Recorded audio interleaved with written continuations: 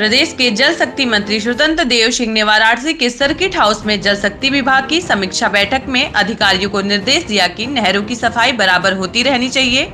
उन्होंने कहा कि अब की बार सूखे की स्थिति थी, मगर 600 किलोमीटर तक नहरें में टेल तक पानी पहुंचाया गया। यह अच्छी बात है। बैठक के पश्चात पत्रकारों से बातचीत में उन्होंने कहा कि पहाड़ी क्षेत्रों में कूप के निर्माण के माध्यम से सिंचाई के साधन उपलब्ध कराए जा रहे हैं।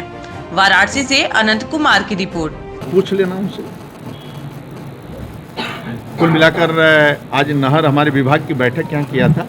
हमारे सामने रबी के फसल के लिए लक्ष्य है कि टेल की सफाई होना, नहरों की सफाई, और नहरों की सफाई के माध्यम से सुरक्षित पानी हम दे सकें लोगों को।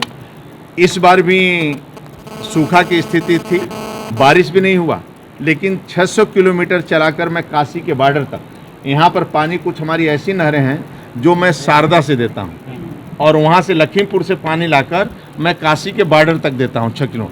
मैं टेल की फिटिंग में इस बार मैं किया, थोड़ा विलम्ब हुआ, लेकिन टेल तक किसानों को पानी पहुँचाने की कोशिश किया कि किसी का प्रकार जल जीवन मिशन से लोगों को गले तक पानी पहुँचे, इसलिए पाइपलाइन उसको भी सुरक्षित बिछाया जा रहा है और ये भी वहाँ तक पहुँचे, इसकी हम लोग चिंता कर रहे हैं। इसी की समीक्षा बैठक थी। लघु सिंचाई से भी ऐसे स्थान है जहाँ पहाड़ी इलाका है, जहाँ कूप का निर्माण करके उसमें पानी सुरक्षित करके जल स्तर को ठीक किया जाए, उस पर भी हम लोग काम कर रहे हैं। इसलिए सभी क्षेत्रों में काम अच्छा बढ़े, इसके लिए काम कर रहे हैं। उसी की समीक्षा बैठक थी, और एक तरह की समीक्षा बैठक ऊर्जा से ओतप्रोत थे लोग, और लक्ष्य लिया है कि इस बार हम लोग नहरों की सफाई और रबी के फसल में पलेवा या किसी के समय किसी किसान को पानी का अभाव नहीं होने देंगे, इसकी हम लोग चिंता करेंगे। मोदी जी के नेतृत्व में विश्व में आप जीडीपी देखोगे तो आज भी हमारा जीडीपी बढ़ रहा है, और राज्य के अंदर, देश के अंदर आदरणीय मोदी जी के नेतृत्व में किसी प्रकार की घटनाएं पूरी दुनिया की तरफ से ऐसी कोई नहीं देखने को मिलती जिसके कारण देश की बदनामी हो। और यहाँ तक है कि पूरा विश्व भी स्वीकार करता है आदरणीय मोदी जी का नेतृत्व। आप देखे होंगे सीरिया में अपहरण हुआ ऐसे संगठन ने, तो सुरक्षित बच्चों को, डॉक्टर, महिलाओं, नर्सों को सुरक्षित हिंदुस्तान हम निकाल कर लाए, ऐसे संगठन। आपने रूस यूक्रेन के युद्ध में दिया तो हिंदुस्तान के सुरक्षित बच्चे, किसी पर हानि नहीं हुआ, न खर्च लगा। इसलिए हर देश के अंदर, जब अफगानिस्तान में भी हमारे आतंकवादी अपहरण किए, और यहाँ भी दोनों देशों से युद्ध जो चल रहा है, उसमें भी दोनों हमारे बच्चे जो ऑपरेशन शुरू हो गया है, वहाँ जो लोग आना चाहते हैं उनको शुरू, यानी आदरणीय मोदी जी के नेतृत्व में पूरा देश, दुनिया में जहाँ भी लोग रहते हैं, देश में भी सुरक्षित हैं, बाहर भी सुरक्षित हैं। लेकिन सर, भारत जो है इजराइल के साथ है, लेकिन असुद्दीन जो ओवैसी हैं वो फिलिस्तीन जिंदाबाद के नारे लगा रहे हैं, और एएमयू में भी लगातार फिलिस्तीन के समर्थन। देखिए देश के अंदर कांग्रेस से लेकर सभी शासन जब से हैं, आपने देखा है, बताने की जरूरत नहीं है।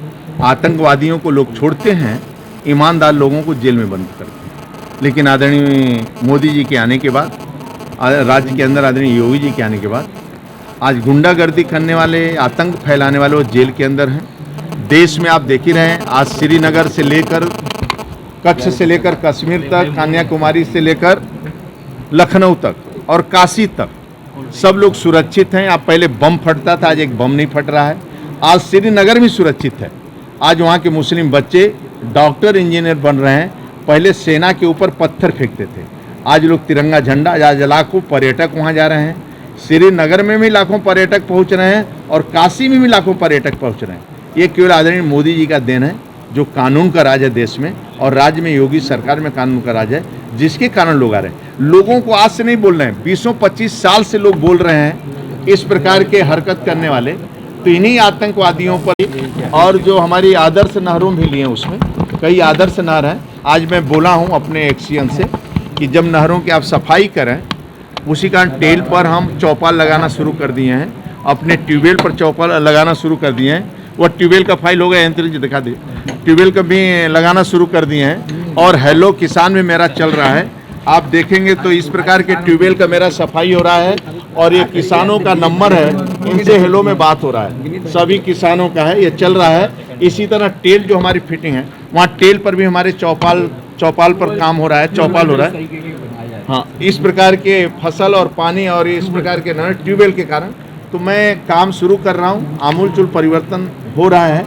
आगे भी जो कमियां हैं उसको भी कैसे हम लोग करेंगे उस पर भी हम लोग ध्यान दे रहे हैं कि ऐसा कोई ब्लॉक न बचे, क्षेत्र न बचे जहाँ पानी न पहुँचे, चाहे ट्यूबवेल के माध्यम से, चाहे लघु सिंचाई, उथले मध्यम गहरे नल के माध्यम से, ये हम सब काम कर रहे हैं।